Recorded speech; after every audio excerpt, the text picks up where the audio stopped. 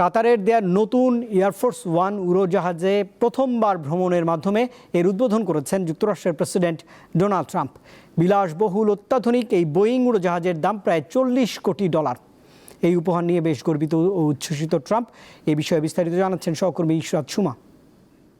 গত বছর যুক্তরাষ্ট্রের প্রেসিডেন্ট ডোনাল্ড ট্রাম্পকে কাতারের সরকার বিলাসবহুল অত্যাধুনিক বোয়িং উড়োজাহাজ উপহার দিয়েছিল এবং বুধবার নর্থ ডাকোটার উদ্দেশ্যে রওনা দিয়ে সেই বিলাসবহুল বোয়িং বিমানের ব্যবহার শুরু করেছেন তিনি। যুক্তরাষ্ট্রের প্রেসিডেন্টকে বহনকারী উড়োজাহাজকে বলা হয় এয়ারফোর্স ওয়ান। এয়ারফোর্স ওয়ান একটি বিমান হলেও উড়ন্ত হোয়াইট হাউসের তুলনায় কোনো অংশে কম নয়। আভিজাত্য, আয়েশ কিংবা নিরাপত্তার ক্ষেত্রে এয়ারফোর্স ওয়ান বিশ্বসেরা হয়ে থাকে। কাতারের উপহার দেয়া এই এয়ারফোর্স ওয়ান $40 কোটি। এয়ারফোর্স ওয়ান শুধুমাত্র যাত্রী বহনকারী বিমান নয়, এটি আদতে একটি উড়ন্ত প্রেসিডেন্সিয়াল কমান্ড সেন্টার। আর তাই এর প্রথম এবং সবচেয়ে গুরুত্বপূর্ণ বিষয় হলো নিরাপত্তা ব্যবস্থা। মার্কিন প্রেসিডেন্টের বিমানকে সম্ভাব্য সব ধরনের হুমকি মোকাবেলার উপযোগী করে তৈরি করা হয়। বিমানটিতে অত্যন্ত সুরক্ষিত যোগাযোগ ব্যবস্থা, উন্নত ডেটা নেটওয়ার্ক রয়েছে, যার মধ্যে ইলন মাস্কের স্টারলিংক স্যাটেলাইট ইন্টারনেট অন্তর্ভুক্ত। এর ফলে প্রেসিডেন্ট ট্রাম্প আকাশপথে থেকেও দেশ পরিচালনার সুযোগ পাবেন, কিংবা যে কোনো জরুরি পর্যায়ে জরুরি যোগাযোগ করতে পারবেন শীর্ষ কর্মকর্তাদের সঙ্গে। বিমানের জ্বালানি ধারণ ক্ষমতা এতটাই যে সারা বিশ্বে চক্কর দিতে পারবে। প্রয়োজনে মাঝ আকাশে জ্বালানি ভরেও নিতে পারবে এই বিমানটি।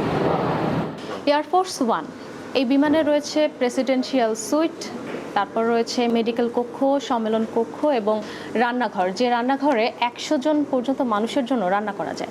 এছাড়া এই বিমানে মার্কিন প্রশাসনের অন্যান্য কর্মকর্তাদের জন্য আলাদা আলাদা কেবিন রয়েছে, এমনকি সাংবাদিকদের জন্য প্রশস্ত কেবিন, এছাড়া আলাদা ম্যাসেজ সেন্টার এবং ব্যক্তিগত টিভি স্ক্রিনও রয়েছে।